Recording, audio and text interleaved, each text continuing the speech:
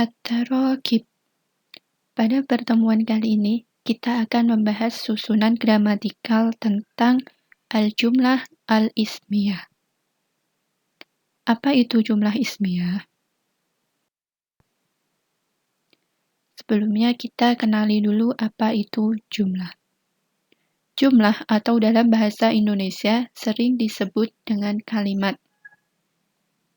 Dilihat dari susunannya, kalimat dalam bahasa Arab ada dua bentuk, yaitu jumlah ismiyah dan jumlah fi'liyah.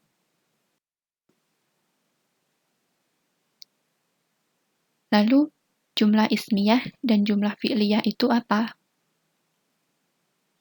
Jumlah ismiyah adalah jumlah atau kalimat yang diawali dengan isim atau kata benda.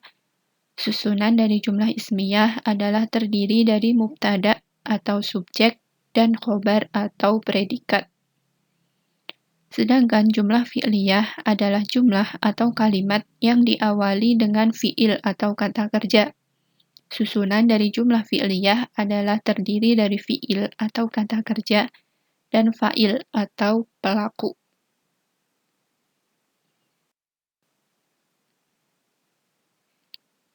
Ya, itu adalah pola atau rumus dari jumlah ismiyah. Ada mubtada'nya dan ada khobarnya. Itu pasti ya. Lalu mubtada itu sendiri adalah subjek pada jumlah ismiyah yang terletak di awal jumlah. Dan khobar adalah predikat yang menerangkan keadaan dari mubtada yang terletak setelah mubtada. Perlu diingat, berikut hal-hal yang perlu diperhatikan dalam menyusun jumlah ismiyah. 1. Mubtada harus berupa isim ma'rifat dan rofa. Salah satu tanda isim ma'rifat adalah kata atau isim itu diawali dengan al atau alif lam. Dan rofa adalah harokat domah. Jadi, syarat yang pertama adalah mubtada harus berharokat domah. Kemudian yang kedua, khobar harus berupa isim nakiroh dan rofa jika berupa isim.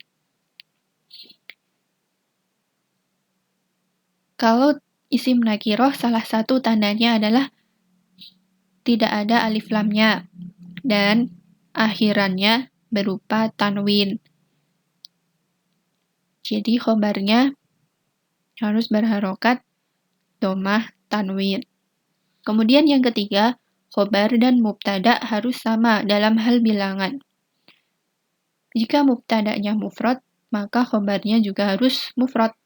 Jika mubtadanya tasniyah, maka khobarnya juga harus tasniyah. Begitu juga dengan jamak. Dan harus sama jenisnya. Misal mubtadanya mudzakkar, khobarnya juga harus mudzakkar. Jika mubtadanya mu'annas, dan khobarnya juga harus mu'annas. Perhatikan contoh berikut ini. Al-baitu kabirun. Rumah itu besar. Al-baitu berperan sebagai mubtada dan kabirun berperan sebagai khobar.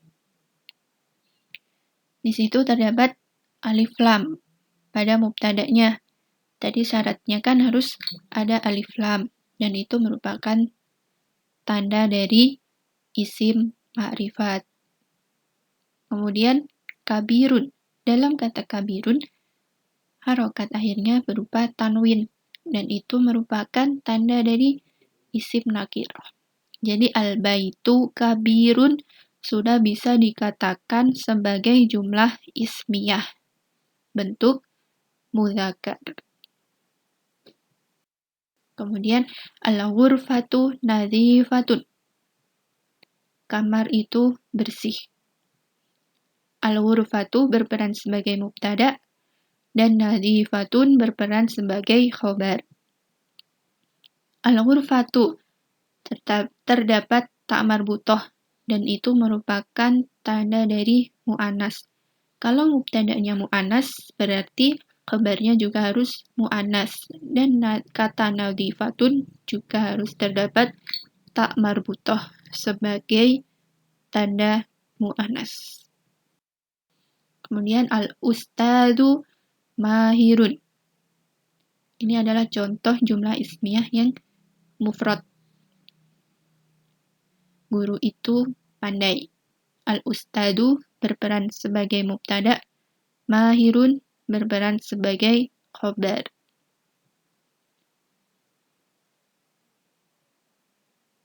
Ya, itu sudah sempurna menjadi susunan jumlah ismiyah bentuk mufrad. Kemudian al-ustadzani mahironi. Dua guru itu pandai. Al-ustadzani berperan sebagai mubtada, mahironi berperan sebagai khobar. Pada kata al-ustadzani terdapat alif lam. Alif nun itu merupakan tanda dari tasniyah. Kalau mubtada'nya tasniyah, berarti khobarnya juga harus tasniyah. Jadi harus sama-sama ada tambahan alif nunnya sebagai bentuk dari tasniyah. Al-asatidu mahiruna. Para guru itu pandai. Jadi gurunya ada banyak ya. Jadi ini termasuk dari bentuk jamak. Al-asatidu berperan sebagai mubtada, mahiruna berperan sebagai khobar.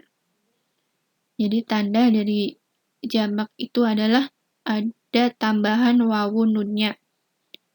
Dan al-asatidu adalah bentuk jamak dari al-ustadu. Jadi kalau mubtada'nya jamak, maka khobarnya juga harus jamak. Ya, demikian materi tentang jumlah ismiyah. Jadi intinya jumlah ismiyah itu adalah kalimat yang diawali dengan isim atau kata benda.